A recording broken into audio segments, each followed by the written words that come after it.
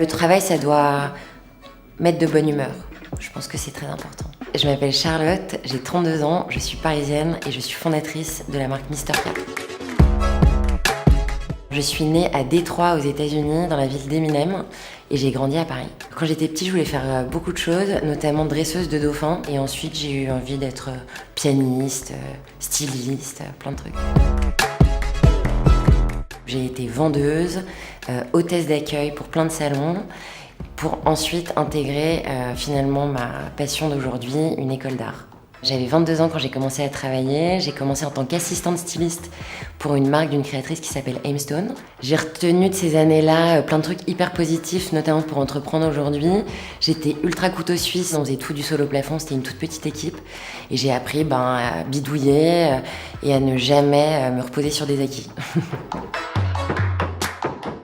Mon cancer s'est manifesté quand j'avais 27 ans. J'avais un cancer de l'ovaire à un stade hyper avancé. Ma vie s'est un peu clairement chamboulée. J'ai eu 2 ans de traitement. J'ai continué à travailler pendant que j'étais malade. Alors je travaillais à un rythme beaucoup moins soutenu. Je devais intégrer donc l'équipe de Cézanne en 2013. Ils ont accepté que je bosse pour eux en freelance et d'attendre que mes traitements se terminent pour intégrer l'équipe en tant que salarié 2 ans plus tard. Ils m'ont dit un truc incroyable. Ils m'ont dit de toute façon on s'en fout, on t'attend. C'était hyper important pour moi de continuer à avoir un pied dans la vie des gens qui allaient bien. Quand on est malade, déjà on ne sait pas trop quelle va être la chute. Et le fait d'avoir eu un projet de travail, ça m'a quand même vachement motivée. Et ouais, ça me laissait penser qu'il y avait une suite après la maladie. J'ai rebondi parce que j'avais pas trop le choix. En fait, je me suis pas mal effondrée quand on m'a dit que j'étais en rémission. Et c'est vrai qu'une fois qu'on nous dit ok, maintenant vous retournez dans la vie des gens qui vont bien, je savais pas trop par où commencer. Je vais traverser un tsunami terrible et j'en avais jamais parlé à part à mes proches. Donc c'est comme ça que j'ai commencé à écrire mon blog dans lequel je racontais tout ce que j'avais traversé, mais pas que. Ce que je voulais surtout, c'était raconter les astuces qui m'avaient aidé à tenir. Le blog a fédéré une grosse communauté assez rapidement et c'est ça qui m'a donné l'envie de continuer à écrire et surtout d'imaginer un projet un peu plus loin. Et c'est comme ça que j'ai commencé ma première start-up qui s'appelait The Fighting Kit, les box pour se battre. C'était des box beauté qui regroupaient en fait toutes les thématiques pour s'accompagner pendant la maladie. Je parasitais tout ce qui existe dans le milieu de la beauty box pour le mettre au profit des malades. Ça a été hyper important d'entreprendre à ce moment-là après le blog parce que j'ai continué donc en tant que salariée. J'ai ressenti un peu un vide de me dire non mais en fait j'ai plus du tout envie de rendre de compte, j'ai plus envie de supporter la contrainte et pourtant Dieu sait que Cézanne a été ultra patient avec moi. Je pense qu'au fond de moi ça sommeillait cette envie de me lancer, d'oser et je me suis lancée parce qu'ils m'ont aussi vachement soutenue là-dedans.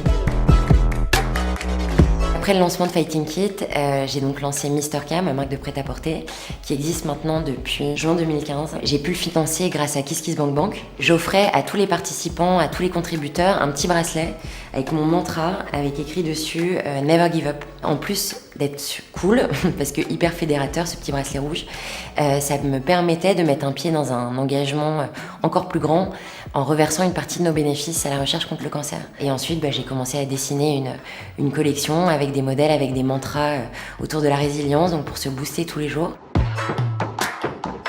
Il faut être couteau suisse quand on entreprend, donc c'est les mails le matin souvent, et puis beaucoup d'Instagram, beaucoup de rendez-vous à l'extérieur, et autrement au quotidien dans mon bureau, maintenant c'est avec ma future associée que ça se passe.